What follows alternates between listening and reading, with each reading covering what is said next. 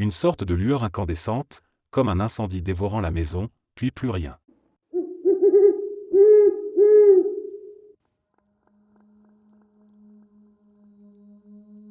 En octobre 2017, j'ai perdu mon mari alors que j'étais enceinte de 7 semaines. Le jour où il est décédé, je suis parti travailler précipitamment. Nous avons échangé quelques textos après qu'il se soit réveillé.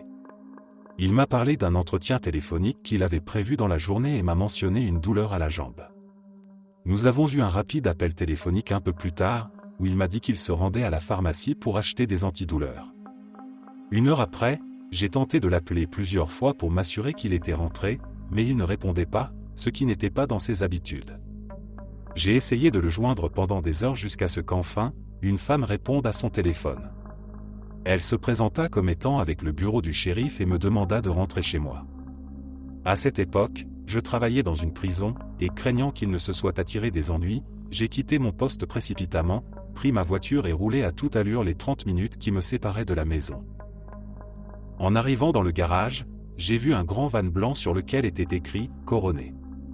En approchant de notre maison, la femme qui m'avait appelé m'a accueilli, bloquant ma vue de l'intérieur de notre maison, et m'a annoncé que mon mari avait fait une crise cardiaque. Plus tard, cela a été confirmé comme étant une embolie pulmonaire, ce qui expliquait la douleur à la jambe qu'il avait mentionnée le matin.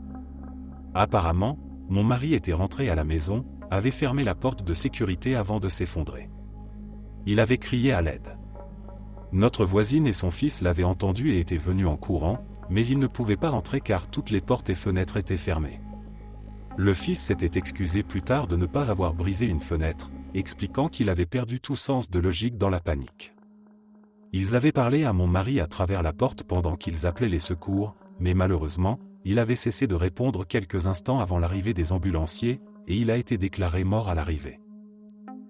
1 semaine environ après ses funérailles, la femme du meilleur ami de mon mari m'a proposé une séance de purification et une lecture de cartes faite par sa mère. Bien que j'étais sceptique à l'époque, j'étais désespéré de communiquer avec lui ou d'obtenir une forme de clôture. Sa mère a mentionné plusieurs choses intéressantes pendant la séance, mais ce qui m'a le plus marqué, c'est qu'elle m'a dit que mon mari était dans une phase après la mort où l'âme revit toute sa vie, un peu comme on dit que la vie défile devant nos yeux. Elle m'a expliqué que c'est un passage obligatoire pour chaque âme après la mort, une manière de réfléchir à la vie qu'on a vécue et à la personne que l'on était. Elle m'a aussi dit que sa mort avait été si soudaine qu'il n'avait pas encore réalisé qu'il était mort, et que c'était à moi de l'aider à traverser. Elle m'a conseillé d'allumer des bougies blanches et de placer un bocal d'eau pour le guider vers la paix. Quelques mois plus tard, j'ai déménagé chez mes parents. Une nuit, alors que j'étais allongé sur le canapé, j'ai commencé à ressentir une lourdeur, comme si on m'administrait de l'anesthésie. C'était une sorte de paralysie du sommeil. Lorsque j'ai pu ouvrir les yeux, j'étais toujours dans le salon de mes parents, mais mon mari était assis sur une chaise juste en face de moi, aussi réel que s'il n'était jamais parti. Avant que je ne puisse parler, il a commencé à me dire qu'il était nerveux pour son entretien téléphonique, celui qu'il devait avoir le jour de sa mort. Il m'a dit qu'il était plein d'espoir et qu'il avait hâte d'obtenir ce travail, qu'il voulait de l'aide pour se préparer. Je l'ai regardé, les larmes aux yeux, et il a commencé à me demander, à plusieurs reprises, ce qui n'allait pas. Je me suis excusé, mon amour, je suis tellement désolé. Tu te souviens de la douleur que tu avais à la jambe ? C'était des caillots sanguins. L'un d'eux est monté jusqu'à ton cœur. Tu ne pourras pas passer ton entretien, mon amour, tu es mort. Je n'oublierai jamais l'expression sur son visage. Il y a eu un long moment de confusion, puis la réalisation est apparue. Je me suis excusé de nouveau, je lui ai dit que je l'aimais et je l'ai supplié de me répondre, mais il est resté là, avec ce regard étrange sur le visage. Je me suis réveillé brusquement. La chaise de la cuisine de mes parents était maintenant placée juste devant moi, vide. Je n'ai plus jamais rêvé de lui après cela. Je prie pour que ce soit parce que je lui ai apporté la clôture dont il avait besoin pour traverser. Aujourd'hui, nous avons un fils de 5 ans qui fait des rêves très précis à propos de son père.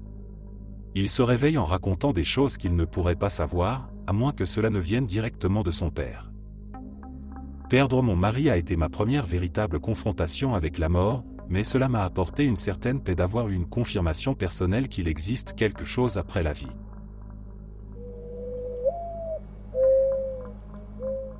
Un jour je regardais la télé avec ma sœur dans le salon. C'était une journée ensoleillée et nous étions seuls à la maison.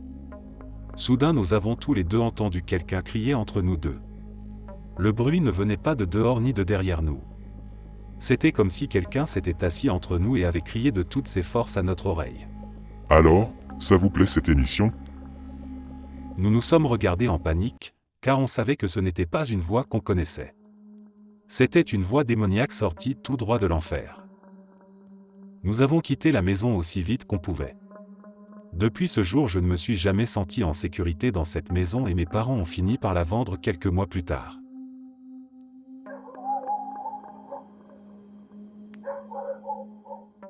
J'ai une formation médicale et une certification que j'utilise rarement, même si je continue à payer pour la renouveler.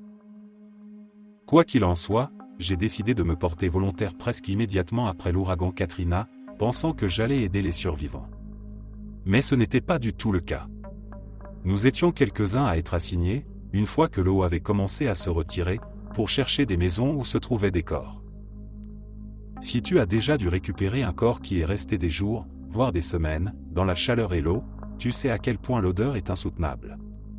Ça ressemble à l'odeur d'une carcasse d'animal en décomposition, mais en pire. C'est difficile à expliquer, c'est presque une odeur plus douce, mais esséurante. Le secret pour ne pas vomir face à cette odeur, c'est de mettre du Vicks sous et autour de ton nez. Ça ne bloque pas totalement l'odeur, mais ça aide suffisamment pour la supporter sans vomir. Nous devions entrer dans chaque maison, en botte, et chercher des corps. Beaucoup avaient été emportés par la mer, mais certains étaient encore dans les maisons où ils vivaient avant l'ouragan. Si nous trouvions un corps, on devait peindre un grand X sur la façade de la maison. Un autre gars et moi avions été assignés ensemble presque tous les jours, et on s'entendait plutôt bien. Lui aussi parvenait à ne pas vomir face au corps dans les pires états de décomposition. Un jour, on est arrivé devant une vieille cabane, tellement délabrée que je la qualifie de taudis, dans un quartier très défavorisé. Immédiatement, j'ai ressenti un frisson me parcourir l'échine. Quelque chose clochait, mais pas du genre « il y a un corps », plutôt du genre « c'est profondément anormal ».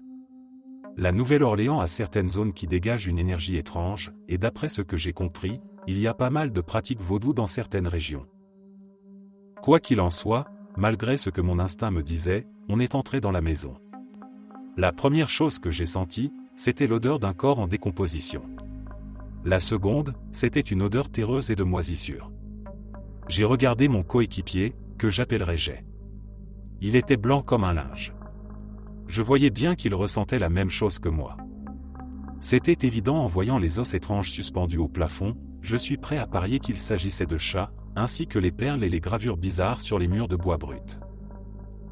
Nous sommes entrés dans ce qui semblait être une cuisine, et là, enchaînée à une poutre, il y avait une vieille femme ou du moins ce qu'il en restait. Elle s'était enchaînée les poignets à la poutre, et ses entrailles étaient répandues sur le sol. Le plus effrayant, c'était son visage, il semblait encore vivant, avec un sourire malsain qui dévoilait ce qu'il restait de ses dents, des moignons. J'ai senti ma peau se contracter, des frissons envahir mon corps, et mes poils se dresser sur ma nuque. Soudain, j'ai entendu un rire grinçant, inhumain, le plus terrifiant que j'ai jamais entendu de ma vie, et mon instinct de survie s'est immédiatement déclenché. Jay et moi avons fait demi-tour aussi vite que possible. On a peint le X à l'extérieur et littéralement couru jusqu'à la maison suivante. Je ne sais pas si cette vieille dame pratiquait le vaudou ou autre chose, mais ça m'a foutu une trouille terrible. J'en fais encore des cauchemars. Ceux pour qui j'ai vraiment de la peine, ce sont les gens qui ont dû enlever ce corps. Ce soir-là, Jay et moi en avons discuté, une fois de retour à l'hôtel, loin du site. Lui aussi avait entendu ce rire, mais on s'est dit tous les deux que ça devait être le vent ou quelque chose du genre.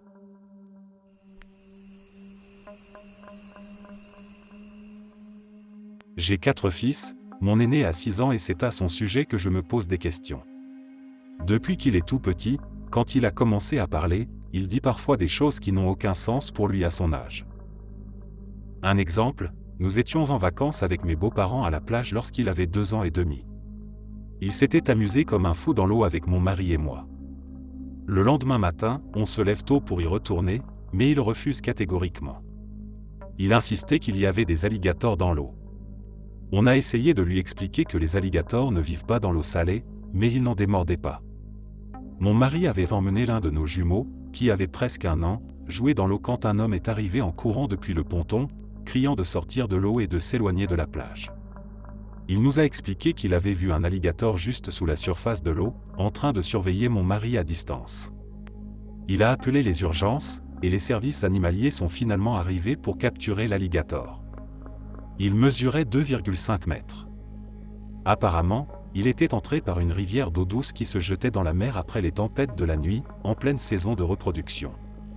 Mais comment mon fils pouvait-il savoir cela des heures avant que ça n'arrive? Une autre fois, j'allais dans le jardin pour faire un peu de jardinage et il m'a dit de ne pas m'approcher de l'arbre avec beaucoup de feuilles, le figuier, car il y avait un serpent à sonnette en dessous. J'ai pensé que c'était juste de l'imagination d'enfant. Mais alors que je m'approchais de l'arbre pour voir si les figues étaient mûres, j'ai entendu le bruit caractéristique du serpent à sonnette. En baissant les yeux, j'ai vu que j'étais à moins d'1 mètre d'un serpent à sonnette, et il n'était pas content de me voir. J'ai rapidement reculé pour ne pas le déranger davantage et j'ai espéré qu'il partirait tout seul. Mon fils n'avait aucune raison de savoir qu'il était là. Encore une autre fois, nous allions rendre visite à ma mère et mon fils dormait. Nous ne lui avions pas dit où nous allions car elle avait une surprise pour lui.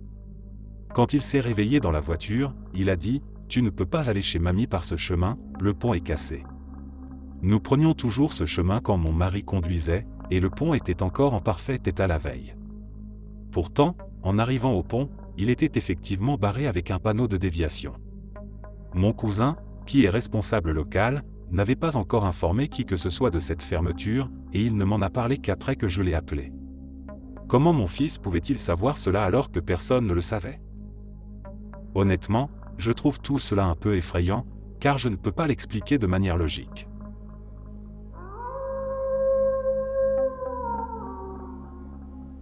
Quand j'avais 13 ans, je gardais une petite fille nommée Emma, l'une des enfants les plus adorables que tu puisses imaginer.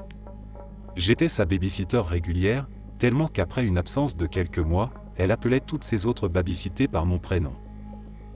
Cela s'est passé après que je sois revenu comme sa babysitter habituelle. Il devait être environ 22h30, j'avais déjà couché Emma et je zappais les chaînes à la télévision. La maison était agencée de manière ouverte sur la première moitié, le salon, la salle à manger et la cuisine étaient côte à côte, séparées par une grande ouverture qui menait à la seconde partie de la maison. À une extrémité se trouvait la chambre d'Emma, et à l'autre celle de ses parents, avec une salle de bain attenante à leur chambre. Alors que j'étais assis sur le canapé, j'ai entendu des bruits de pas courir dans le couloir en direction de la salle de bain. Pensant qu'Emma allait juste aux toilettes, je n'y ai pas prêté attention. Quelques minutes plus tard, j'ai entendu les pas revenir vers le couloir. Je me suis tourné pour lui dire de retourner se coucher et de s'assurer qu'elle avait bien tiré la chasse d'eau, puisque je ne l'avais pas entendue. Mais tout ce que j'ai vu, ce sont les pointes de cheveux noirs qui ont filé devant l'ouverture. Le problème? Emma est blonde. Je me suis levé rapidement et j'ai couru jusqu'à la chambre d'Emma, ouvrant la porte en grand. Sa veilleuse éclairait suffisamment pour que je puisse la voir se redresser et me regarder, confuse, en se frottant les yeux. Je lui ai demandé si elle était allée aux toilettes, mais elle secoua la tête. J'ai fait un rapide tour de sa chambre, regardé sous le lit et jeté un coup d'œil rapide dans le placard. Je n'ai rien vu d'anormal, alors je lui ai dit que je vérifiais simplement s'il y avait des monstres. Je l'ai bordé à nouveau, lui souhaitant une bonne nuit, et j'ai quitté la pièce en laissant la porte légèrement entr'ouverte. Alors que je m'éloignais, j'ai entendu Emma parler. Pensant qu'elle allait me poser une question, je me suis retourné pour écouter, mais tout ce que j'ai entendu, c'était « Tu aurais dû dire quelque chose, ne lui fais pas peur, je l'aime vraiment bien. » Je n'en ai jamais parlé à sa mère, et j'ai continué à garder Emma jusqu'à ce qu'il déménage. À partir de ce jour-là, j'ai toujours fait un effort pour inclure cette présence. Si Emma dessinait, je préparais une place supplémentaire. Cela semblait la rendre heureuse, et plus jamais rien ne m'a effrayé après ça.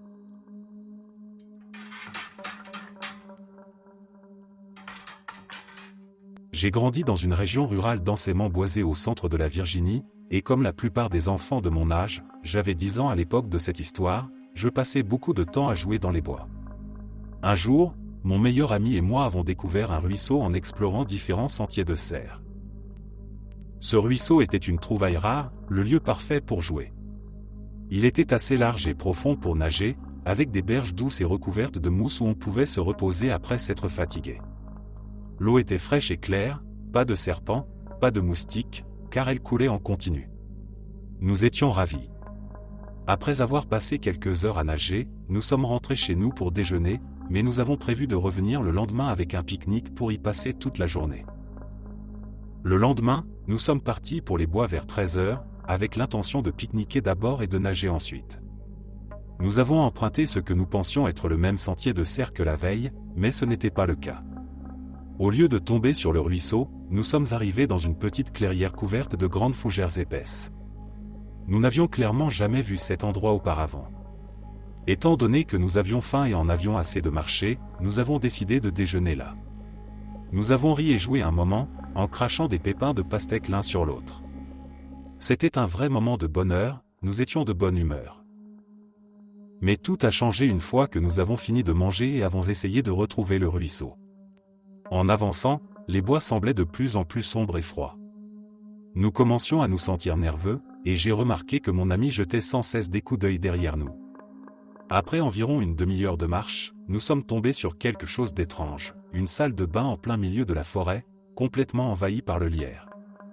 Il y avait un lavabo, une toilette et une baignoire, tous alignés comme s'ils appartenaient encore à une maison. On trouve parfois des choses bizarres comme ça dans les bois, alors nous avons juste fait des blagues pour alléger l'atmosphère, appelant ça « la salle de bain de Bigfoo ». Après une autre heure de marche sans rien reconnaître, la panique a commencé à s'installer.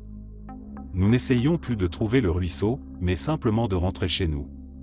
Je lui ai proposé de suivre le soleil pour finir par arriver sur une route ou une propriété où on pourrait demander de l'aide. Elle insistait pour prendre une autre direction, et nous avons fini par nous disputer, la peur nous rendant toutes les deux plus autoritaires. Je lui ai dit que si elle pensait avoir raison, elle n'avait qu'à aller de son côté, et on verrait bien qui s'en sortirait en premier. Alors, nous nous sommes séparés. Avec le recul, je sais que c'était la pire décision possible. À peine 10 minutes après notre séparation, j'ai commencé à entendre quelqu'un marcher à environ 30 mètres derrière moi. Pensant que c'était mon ami qui avait changé d'avis et venait dans ma direction, j'ai ralenti pour qu'elle me rattrape. Mais au lieu de ça, les pas suivaient exactement mon rythme. Si je ralentissais, les pas ralentissaient. Si je m'arrêtais, les pas s'arrêtaient. Cela a duré des heures. Pendant tout ce temps, je me demandais si je ne me faisais pas des idées ou s'il y avait vraiment quelque chose qui me suivait.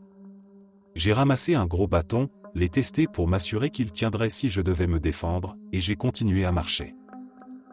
Quand la nuit a commencé à tomber, je suis tombé sur quelque chose qui m'a glacé le sang, la salle de bain de Bigfoo.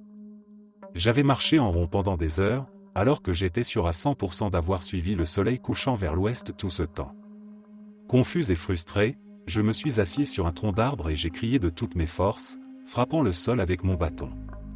Alors que j'essayais de me calmer, j'ai de nouveau entendu des pas approcher de derrière moi. J'ai crié le nom de mon ami aussi fort que je pouvais. Pas de réponse. Après un court instant de silence, les pas ont commencé à courir vers moi. Je me suis levé d'un bond et j'ai fui aussi vite que possible dans la direction opposée. C'est là que les choses sont devenues véritablement terrifiantes, un détail que je ne partage généralement pas quand je raconte cette histoire. Alors que je courais dans les bois qui s'assombrissaient, j'ai commencé à entendre ce que je croyais être des cloches d'église. J'ai levé les yeux et j'ai vu le nuage le plus noir et le plus profond que j'ai jamais vu dans ma vie. Il était tellement sombre en son centre qu'on aurait dit un morceau de ciel nocturne, et les bords gris tourbillonnaient de façon étrange. Ce nuage me donnait un sentiment de malaise indescriptible, un peu comme quand on regarde dans des jumelles trop longtemps et qu'on finit par avoir la nausée. Ce qui m'a encore plus perturbé, c'est que je me suis rendu compte que le son des cloches venait du trou au centre du nuage. Elles étaient assourdissantes, vraiment tonitruantes. En réalisant cela, je me suis figé. J'ai ressenti une terreur absolue, une sensation de peur qui reste inégalée dans mes 24 années de vie. Une voix dans ma tête hurlait que si je ne m'éloignais pas de ce nuage, personne ne me reverrait jamais. J'aurais disparu. Mais je ne voulais pas non plus courir vers ce qui me poursuivait. Alors j'ai bifurqué brusquement à droite et me suis éloigné des deux menaces. Il faisait maintenant complètement noir, et je courais à l'aveuglette à travers la forêt, me prenant des branches en pleine figure, suffoquant et trébuchant toutes les quelques minutes pendant ce qui m'a semblé être encore une heure. Jusqu'à ce que je m'écrase contre quelque chose de bas et que je vole par-dessus, m'écrasant au sol si fort que j'en ai eu le souffle coupé. En me relevant pour reprendre mon souffle, j'ai réalisé que je n'entendais plus les cloches. En m'habituant à l'obscurité, j'ai vu que ce sur quoi j'avais trébuché était une vieille clôture. Je l'ai suivie en espérant qu'elle me mènerait à une ferme, et c'est exactement ce qu'elle a fait. J'ai marché environ 1 kilomètre jusqu'à une ferme et expliqué ce qui s'était passé. Le fermier a eu la gentillesse de me ramener chez moi. J'étais couverte d'égratignures, saignante et plus épuisée que je ne l'avais jamais été, mais j'étais enfin en sécurité. Il était passé 21 heures quand je suis finalement rentré chez moi. Mon amie était rentrée peu après notre séparation et avait supposé que j'étais aussi rentré, donc elle n'avait prévenu personne. Ma famille pensait juste que j'étais encore dehors après la tombée de la nuit, ce qui m'arrivait souvent. Ils ont été choqués de me voir entrer dans cet état, en larmes et couverte de blessures. Personne ne me cherchait. Jusqu'à ce jour, je me demande combien de temps ils auraient attendu avant de venir me chercher, et si cela aurait été trop tard. Mon frère et moi étions les meilleurs amis en grandissant. Il avait 4 ans de plus que moi, et c'était mon plus grand modèle. Quand il était jeune, probablement vers ses 10 ans, il était absolument fasciné par les papillons. Il en prenait soin, les élevait à partir de cocons, il connaissait tout sur chaque espèce. Quand ils mouraient, il les gardait parce qu'il les trouvait magnifiques et les aimait profondément. Je participais à ces activités simplement parce que je l'admirais tellement. Je voulais tout faire comme lui, car à mes yeux, il était le meilleur. Les papillons ne semblaient pas m'aimer autant que lui, ils se posaient sur lui en masse, mais jamais sur moi. Même quand nous allions dans des lieux comme des jardins de papillons où ils sont habitués à la présence humaine, ils se posaient sur tout le monde sauf moi. En devenant adulte, il a commencé à lutter contre l'addiction, ce qui l'a rendu très malade et a fini par affaiblir son corps. La dernière fois qu'il a consommé une substance, il a eu une crise cardiaque et est décédé. Il aimait toujours autant les papillons, même jusqu'à ce moment, à l'âge de 23 ans. Bien que nous n'étions plus aussi proches à cette période, son addiction m'ayant éloigné de lui, nous parlions encore parfois, surtout lors de ses bonnes journées. La dernière fois que je l'ai vu, quelques semaines avant sa mort, nous étions chez notre mère et avons évoqué les fantômes, car nous avions toujours pensé que sa maison était hantée. En grandissant, lui et moi avions vécu de nombreuses expériences paranormales, des événements que nous étions les seuls à voir. Nous en avons reparlé ce jour-là, des souvenirs qui nous avaient encore plus rapprochés, car personne d'autre ne vivait ces choses avec nous. Quand nous étions encore très jeunes, nous avons vécu dans une maison en location pendant 1 mois. Nous jouions souvent dans le grenier. Un jour, nous y sommes montés et avons découvert une dizaine de papillons monarques qui volaient un peu partout. Nous pensions qu'ils étaient entrés par une fenêtre entr'ouverte, et nous avons passé un moment à jouer avec eux, émerveillés. Mais dès le lendemain, ils avaient disparu. Je ne me souviens même pas si nous en avions parlé à nos parents.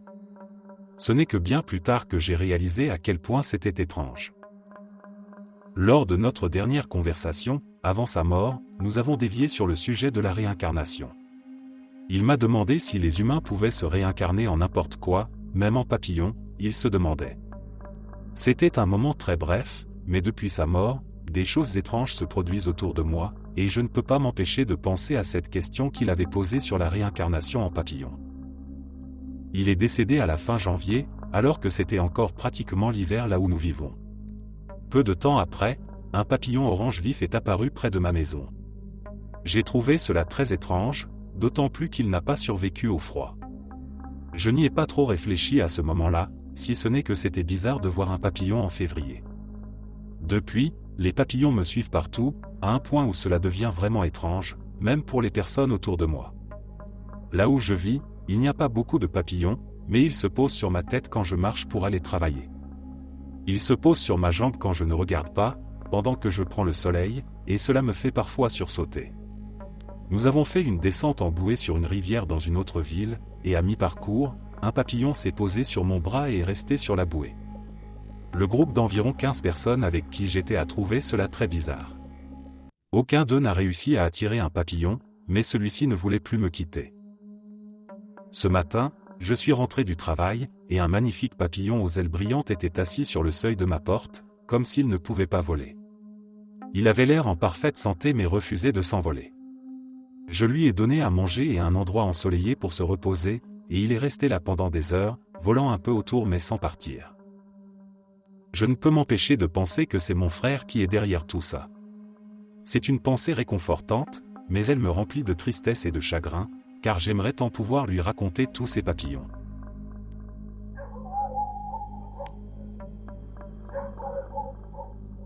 J'avais 8 ans quand nous avons emménagé pour la première fois dans cette maison en bordure de forêt. Mes parents hésitaient à acheter une maison dont le jardin donnait directement sur la forêt. Ils s'inquiétaient des animaux sauvages qui pourraient fouiller nos poubelles ou blesser nos chiens, et craignaient que l'un de nous s'égare trop loin dans les bois.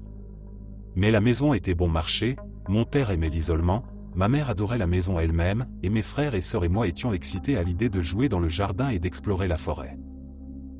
Le premier signe que quelque chose n'allait pas est venu de nos chiens, qui étaient absolument terrifiés par la forêt. Ils refusaient de s'y aventurer pour quelque raison que ce soit. Si un jouet tombait derrière la lisière des arbres, ils n'allaient jamais le récupérer, et si l'un de nous y pénétrait, il faisait les 100 pas avec anxiété jusqu'à ce que nous revenions. Parfois, on remarquait nos chiens fixant un point dans la forêt avec une évidente détresse, parfois en grognant ou en aboyant, mais nous n'y voyions jamais rien. Mon frère a même tenté de porter l'un des chiens dans la forêt pour lui montrer qu'il n'y avait rien de dangereux, mais elle s'est débattue et s'est enfuie en courant vers la maison, paniquée. Si nous étions dans le jardin à la tombée de la nuit, nous entendions parfois des bruits de pas, comme si quelqu'un marchait dans la forêt, avec des branches qui craquaient sous les pieds et des buissons qui se déplaçaient.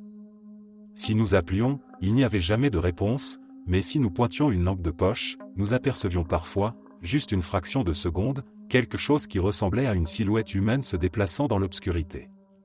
Très vite, mes parents nous ont interdit de rentrer dans la forêt après la tombée de la nuit, et même en journée, nous n'avions pas le droit d'aller au-delà de la vue de la maison. La fenêtre de la chambre de ma sœur donnait sur le jardin et la forêt au-delà, et elle se souvient avoir vu un soir une silhouette sombre se tenant juste à la lisière du jardin. Elle raconte que quelque chose n'allait pas avec cette silhouette. Comme si elle ne touchait pas vraiment le sol, qu'elle était un peu trop grande pour être une personne, et un peu déformée. Elle était convaincue que cette silhouette la fixait. Elle a appelé notre père, en disant qu'un homme se trouvait dans le jardin à la regarder par la fenêtre, et quand il est sorti pour le chasser, elle a continué à observer la silhouette. Elle ne s'est pas éloignée, mais quand la lumière de la lampe torche de mon père l'a balayée, elle a soudainement disparu. Nous avons régulièrement entendu frapper à la porte arrière la nuit, mais il n'y avait jamais personne. Mes parents pensaient que c'était des adolescents qui faisaient des farces et ont cessé d'ouvrir la porte, jusqu'à une nuit pluvieuse où les coups étaient insistants et frénétiques. Ma mère a fait remarquer que quelqu'un pouvait avoir besoin d'abri sous cette forte pluie, mais quand elle a ouvert la porte, non seulement il n'y avait personne, mais il n'y avait pas de traces de pas mouillés sur le porche. Les coups ont continué tout au long de notre séjour là-bas, se produisant plusieurs fois en l'espace de quelques semaines, puis s'arrêtant pendant des mois avant de reprendre. Mes parents ont finalement installé une caméra de sécurité, et elle n'a jamais capté personne à la porte. Cependant, la caméra n'a pas été complètement inutile. Environ 3 ans après notre emménagement, mon frère a commencé à faire des terreurs nocturnes et à marcher en dormant. À chaque fois qu'il somnambulait, il se dirigeait toujours vers la porte arrière et commençait à marcher en direction de la forêt. Ma mère, qui avait le sommeil léger, entendait la porte s'ouvrir et se précipitait dehors pour le ramener avant qu'il n'entre dans la forêt. Après la 3e ou 4e fois, mon frère a demandé à voir les images de la caméra, probablement pour rigoler en voyant à quoi il ressemblait en train de marcher en dormant.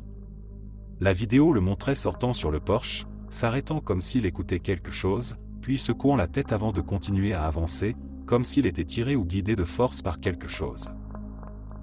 Un soir, mon père était dans le jardin quand il a entendu ma sœur l'appeler depuis la forêt, apparemment en détresse. Pensant qu'elle était allée explorer les bois et s'était blessée, il s'est précipité et a commencé à l'appeler, mais il s'est vite rendu compte qu'il faisait trop sombre pour la voir, et il ne pouvait pas déterminer d'où venait sa voix. Il lui a dit de rester où elle était pendant qu'il allait chercher une lampe torche. Quand il est rentré dans la maison pour la lampe, il a vu ma sœur à l'intérieur, en sécurité, complètement indifférente à ce qui se passait. À l'époque, mon père ne nous avait pas parlé de cette expérience, donc quand j'ai entendu la voix de ma mère provenant de la forêt quelques mois plus tard alors que je jouais avec les chiens un soir, je n'ai pas remis ça en question, même si je venais de voir ma mère à l'intérieur et que je ne l'avais pas vue passer devant moi. Ma mère m'appelait, disant qu'elle avait coincé son pull dans des branches et qu'elle avait besoin d'aide pour se libérer. Alors que je commençais à m'aventurer dans les bois, les chiens ont commencé à aboyer, alertant mon père qui m'a vu à travers la fenêtre en train de marcher vers la forêt. Il est sorti et m'a appelé, et je lui ai répondu que j'allais juste aider maman. Il m'a crié que maman était à l'intérieur et que je devais courir vers la maison aussi vite que possible, ce que j'ai fait. Après cet incident, mes parents ont fait construire une clôture autour du jardin et ont commencé à chercher une nouvelle maison. Entre la construction de la clôture et notre déménagement, la situation a empiré. Nous entendions les coups à la porte plus fréquemment, ainsi que des tapotements sur les fenêtres, comme si quelqu'un marchait autour de la maison en essayant chaque fenêtre. Nous entendions souvent des bruits de grattement sur la clôture, et des voix au-delà. Les terreurs nocturnes de mon frère sont devenues plus fréquentes, et une nuit, ma mère n'a pas entendu la porte s'ouvrir quand il est sorti en marchant dans son sommeil.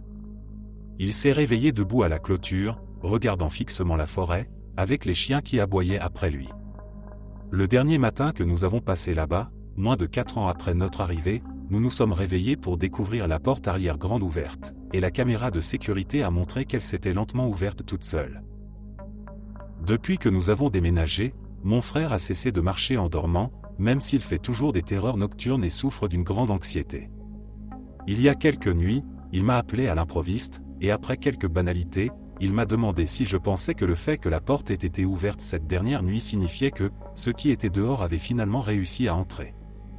Il essayait de plaisanter, en disant qu'il se mettait dans l'esprit d'Halloween, rigolant à l'idée que peut-être nous devrions tous être exorcisés, juste au cas où quelque chose se serait accroché à nous toutes ces années.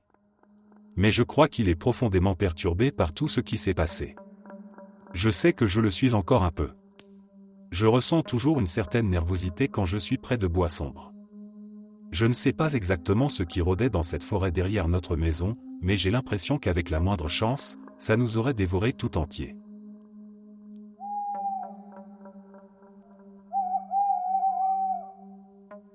Ma copine m'a raconté une histoire pas si longtemps que ça, qu'elle n'avait pas envie de me dire au départ parce qu'elle pensait que je ne la croirais pas.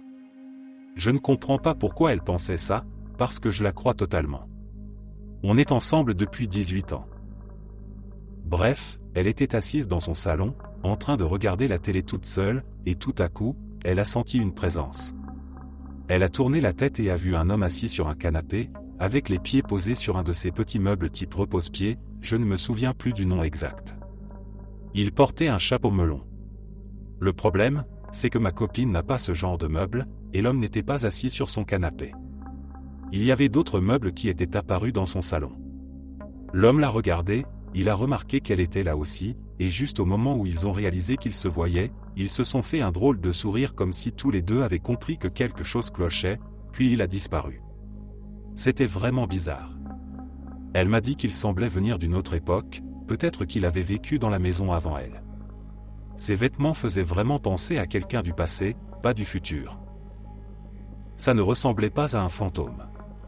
C'était plus comme un genre de faille temporelle où, pendant un bref moment, ils pouvaient se voir l'un l'autre, comme si le temps s'était brisé, permettant à deux époques différentes de se croiser. Ils ont même interagi et se sont souris. Je pense que ce genre de phénomène est peut-être à l'origine de pas mal de prétendues apparitions de fantômes. On ne verrait pas des esprits ou des fantômes, mais plutôt une faille dans le temps, un moment ou une autre époque où réalité filtre dans la nôtre. Mais bon, qui sait vraiment? Tout ce que je sais, c'est qu'elle ne mentirait jamais et que ce n'est pas le genre de personne à avoir des hallucinations ou à imaginer des trucs comme ça. Et puis, ils se sont tous les deux vus. Il l'a remarqué, et ils se sont souris avant de comprendre que quelque chose n'allait pas, puis il a disparu. Pour lui, c'est peut-être ma copine qui a disparu, et elle était sûrement celle qui semblait être un fantôme, la personne qui n'avait pas sa place. Mais pour elle, c'était lui qui paraissait être une sorte d'entité intruse. Elle m'a dit que ce n'était pas effrayant, juste super bizarre, comme un « qu'est-ce qui vient de se passer ?» C'est fou, mais sa maison a toujours eu une ambiance un peu étrange, avec des énergies bizarres. Ça fait longtemps que je lui dis que des trucs bizarres se passent là-bas. C'est d'ailleurs la seule maison où j'ai jamais fait des expériences de paralysie du sommeil. Avant de vivre chez elle, ça ne m'était jamais arrivé. Là, Ça m'est arrivé plusieurs fois, peut-être tous les 6 à 12 mois. Il y avait toujours une présence sombre qui me paralysait. Depuis que je vis dans mon appartement, ça ne m'est plus jamais arrivé, ça fait 10 ans, et avant ça, je n'avais jamais eu ce genre d'expérience. Vraiment une maison étrange.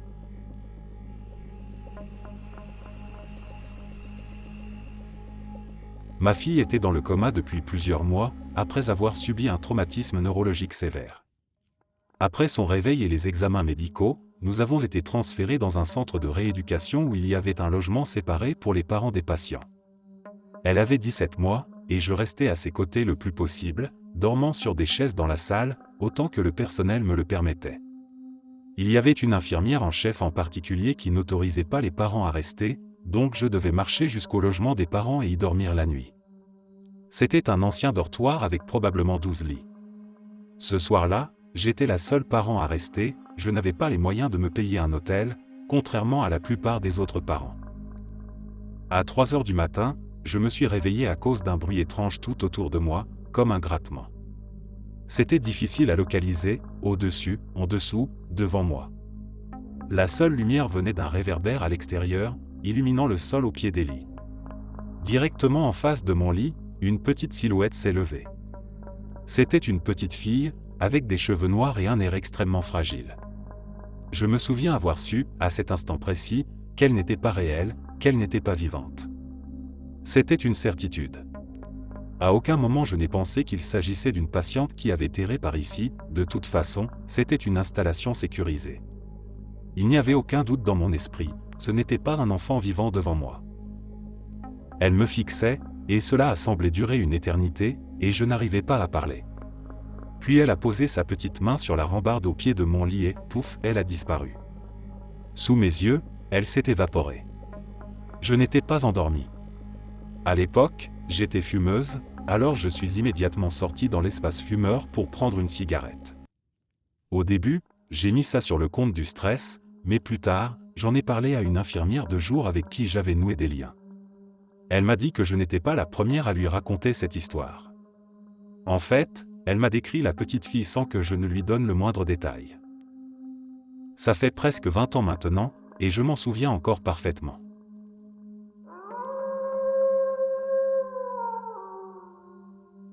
Je rentrais chez moi après être allé chez un ami. J'avais 17 ans à l'époque. C'était en plein mois de juillet, une chaleur insupportable, lourd et sans un souffle de vent pour soulager. J'étais à environ 3 km de chez moi, sur une route en terre. Je roulais lentement parce que mon pare-brise était embué et que les cerfs étaient nombreux, chassés hors des bois par les insectes. Soudain, une silhouette blanche et vaporeuse a traversé la route à une quinzaine de mètres devant moi. J'ai freiné immédiatement parce que je ne voulais surtout pas la percuter, peu importe ce que c'était. Je l'ai regardée, sans vraiment comprendre ce que je voyais, puis elle s'est tournée vers moi. Dès que j'ai vu qu'elle avait des yeux et qu'elle n'était pas une forme solide, j'ai commencé à vraiment paniquer. Puis, elle s'est dissipée, comme de la fumée de cigarette. Je me disais que ce n'était probablement que du brouillard ou quelque chose du genre, mais au fond de moi, je savais que c'était plus que ça. J'étais vraiment effrayé. Normalement, quand je rentrais à la maison, je descendais directement dans ma chambre. Mon père souffrait d'insomnie et dormait quand il le pouvait, souvent dans le fauteuil du salon. Je n'aimais pas le déranger, car l'insomnie est difficile à gérer. Mais cette fois-ci, je voulais vraiment lui raconter ce que j'avais vu. Je me suis dit que j'allais jeter un œil dans le salon et s'il était réveillé, je lui dirais. Je ne l'ai pas vu dans le fauteuil, alors j'ai regardé autour. Là, je l'ai trouvé face contre terre, inanimé. J'ai immédiatement appelé une ambulance, qui l'a transporté à l'hôpital. Il avait fait une crise cardiaque massive. Les médecins m'ont dit que, sans mon intervention, il serait mort à coup sûr. Si je n'étais pas monté pour lui parler de cette silhouette étrange sur la route, il ne serait probablement plus là aujourd'hui.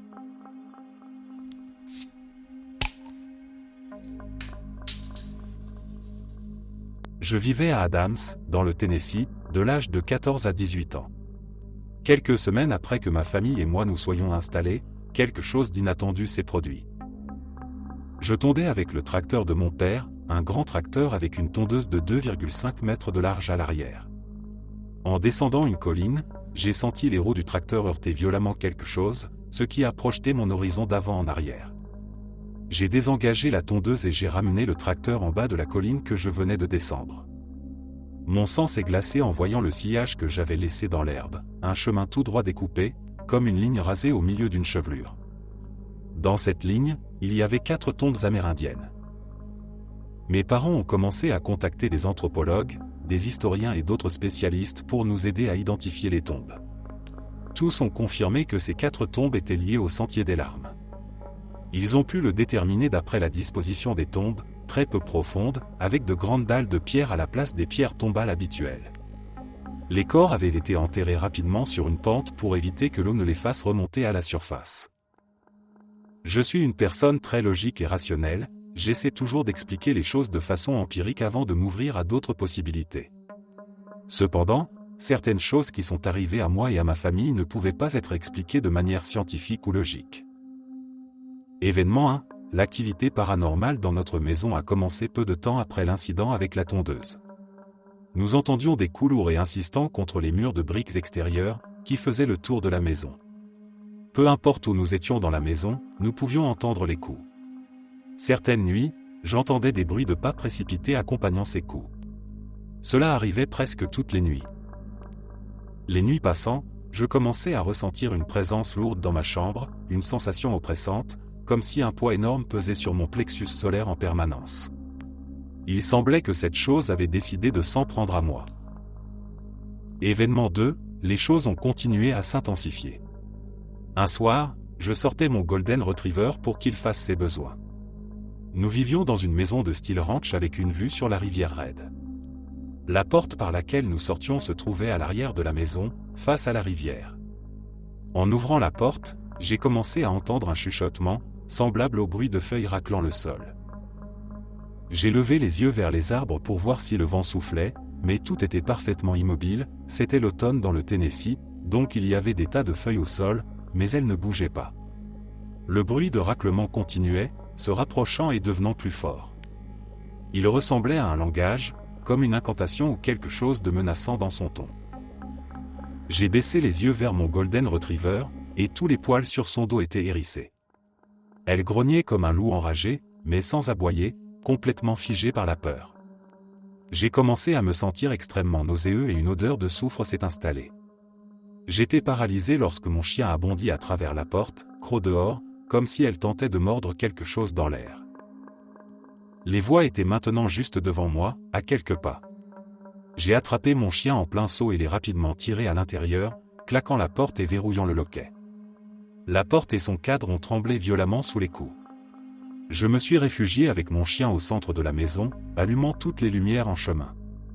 Nous sommes restés seuls toute la nuit, jusqu'au lever du soleil. Ginger, ma chienne, est restée couchée sur mes genoux, tremblant et gémissant pendant des heures. La porte de derrière continuait de cogner jusqu'au matin. Événement 3, un autre jour, en rentrant de l'entraînement de football, je suis entré dans la maison avec mon sac de sport sur l'épaule gauche. En posant le sac, j'ai regardé à droite, là où se trouvait notre bibliothèque, avec un canapé en cuir, un fauteuil, un piano, des étagères, et une chaise berçante. Quelque chose était assis dans la chaise berçante. Mon champ de vision périphérique l'a remarqué en premier, la chaise allait et venait. Quand mon regard s'est centré sur la chaise, il y avait une forme humanoïde assise, la tête penchée vers le bas, comme si elle lisait un livre. De longs cheveux noirs tombaient sur son visage, et cette chose semblait absorber toute la lumière autour d'elle. Imagine une silhouette humaine, mais au lieu de voir une personne, tu vois une absence de lumière, comme un trou noir. Je me suis figé de peur, comme si j'avais plongé dans de l'eau glacée, et je me suis projeté en arrière, contre la porte, en criant. Pendant que je tombais, j'ai vu cette chose se brouiller et filer soudainement à travers les murs de la maison pour disparaître par une grande baille vitrée donnant sur la rivière. Mon chien a couru dans la pièce, aboyant et grattant les murs là où la chose était passée. Elle est ensuite venue se blottir contre moi jusqu'à ce que mes parents rentrent. Événement 4, un jour, je pêchais avec mon cousin Jacques près de la rivière. Il avait environ 10 ans à l'époque. Il m'a donné un petit coup et m'a demandé « Est-ce que cette dame a besoin d'aide ?» J'ai regardé dans la direction qu'il pointait et j'ai vu une femme pâle en vêtements blancs, ramassant des pierres. Je l'avais déjà vue plusieurs fois autour de la propriété, mais à chaque fois que je m'approchais, elle disparaissait derrière un arbre ou quelque chose du genre. Je savais qu'elle allait disparaître, alors j'ai dit calmement à Jacques qu'il était temps de dîner et qu'il devait retourner à la maison. Je l'ai accompagné jusqu'à la maison pour m'assurer qu'il allait bien, et en revenant, elle avait disparu. Mais j'ai entendu des bruits d'éclaboussures dans l'eau. Événement 5, le 4 juillet, mon père, ses amis, des membres de la famille et moi étions près de la rivière pour passer une bonne soirée. Nous étions tous répartis à environ 15 mètres les uns des autres, chacun avec une petite lampe à gaz. Le soleil venait de se coucher quand mon père m'a regardé, visiblement mal à l'aise. Il m'a dit plus tard qu'il avait ressenti comme si quelqu'un lui avait jeté un seau d'eau glacée dessus. Tout à coup, les lampes se sont intensifiées en même temps, puis ont faibli, puis ont repris de la puissance, avant de s'éteindre complètement.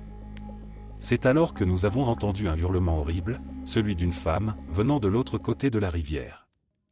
Peu importe nos efforts pour appeler ou offrir notre aide, les cris continuaient, de plus en plus intenses. Le hurlement s'est coupé brutalement, comme si la gorge de la personne avait été tranchée, puis nous avons entendu un corps tomber lourdement dans l'eau. Des éclaboussures se faisaient entendre des deux côtés de la rivière, et quelque chose commençait à nager frénétiquement. Nous avons tous sorti nos lampes de poche, mais nous ne pouvions pas localiser l'origine des bruits. Nous sommes partis en courant jusqu'à la maison, avons verrouillé les portes et nous nous sommes rassemblés dans le salon central. Personne n'osait sortir, et cette nuit-là, les coups sur les murs étaient plus violents que jamais. Cela a duré toute la nuit. Je n'ai pas dormi pendant 2 jours après cet événement. Événement 6 à 8, j'ai également vécu des moments de perte de temps, des terreurs nocturnes terrifiantes, et un autre incident étrange lorsque j'ai visité la plantation Bell Witch avec des amis. Un de mes amis a défié la légende en criant sur la pierre commémorative, et ce fut une expérience cauchemardesque. Nous avons été entourés par une brume épaisse, une chute brutale de température, et d'étranges bruits de pas tout autour de nous. Ces événements me hantent encore aujourd'hui, et je partage cette histoire sur les conseils de ma famille et de mes amis. C'est difficile d'en parler sans revivre ces traumatismes, mais j'espère que cela m'aidera à trouver une certaine paix.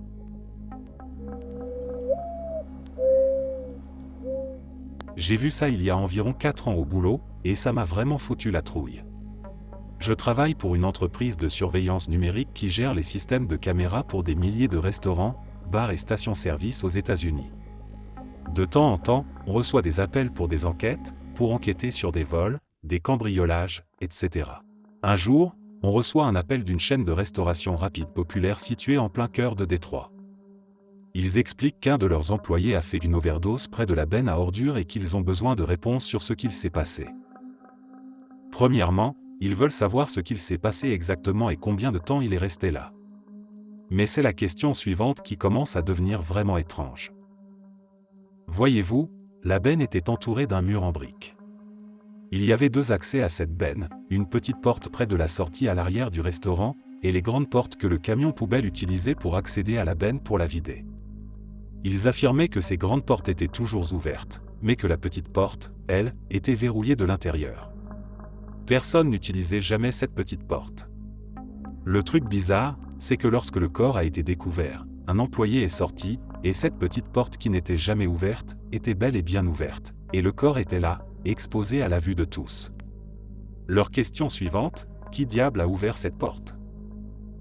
On télécharge donc les images des caméras. Un soir, on voit l'employé sortir, jeter la poubelle, et on l'aperçoit vaguement à travers la porte verrouillée qui n'était jamais ouverte. Elle était semi-transparente, mais difficile à voir à travers. La caméra était placée de façon à ce qu'on puisse aussi voir un peu par-dessus.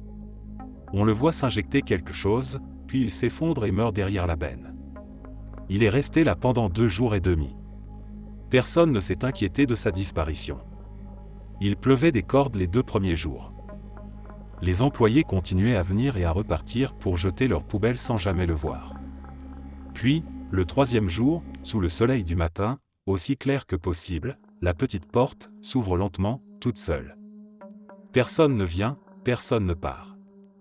La porte s'ouvre juste toute seule, et le corps est là, exactement dans la même position qu'il était 2 jours et demi plus tôt. J'ai eu des frissons dans le dos. À ce jour, je ne peux pas expliquer ce qui s'est passé sans penser que c'était paranormal. Quelques heures plus tard, un employé sort avec un sac poubelle, voit le corps, panique et appelle la police.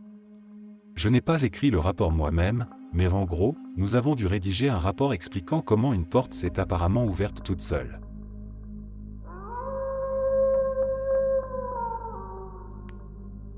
Il y a plus de 20 ans, mais c'est encore très clair dans mon esprit. Mon fils est né prématuré à 32 semaines. Nous avons eu de la chance, car il avait peu de complications et nous avons pu le ramener à la maison un mois après sa naissance. Il est rentré avec un masque à oxygène et de la caféine pour traiter sa bradycardie. Une fois à la maison, des choses étranges ont commencé à se produire. Le chat refusait d'entrer dans sa chambre. Pourtant, avant sa naissance, je passais mon temps à retirer ce chat de cette pièce.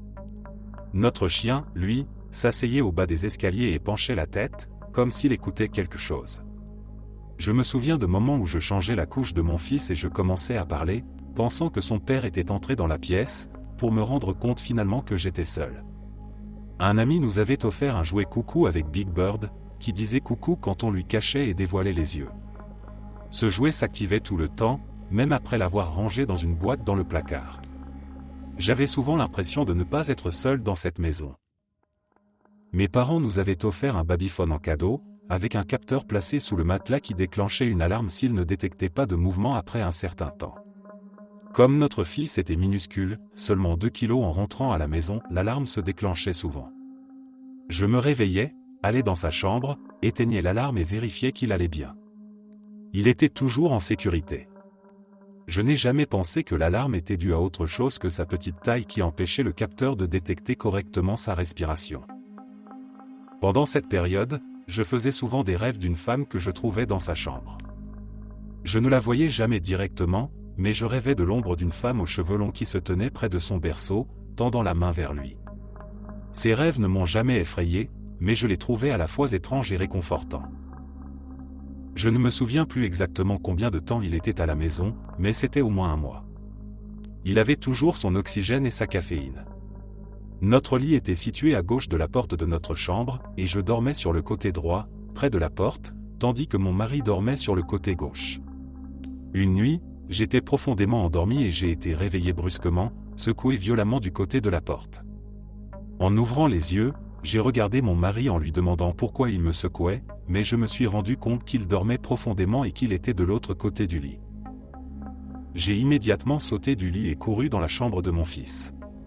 J'ai allumé la lumière, chose que je n'avais jamais faite auparavant, et j'ai entendu un petit souffle venant du berceau. Souvent, lorsque les bébés cessent de respirer spontanément, il suffit de les surprendre pour qu'ils recommencent à respirer.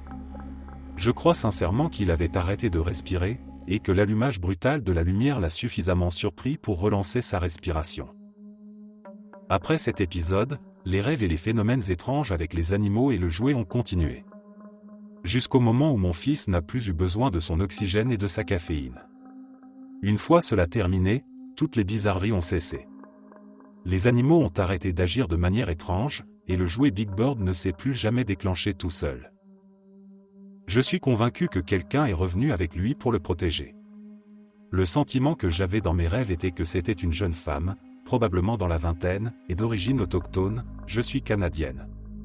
Je serai toujours reconnaissante envers cette présence qui a veillé sur lui et m'a secoué pour que je le réveille cette nuit-là, lui sauvant peut-être la vie en le faisant respirer à nouveau.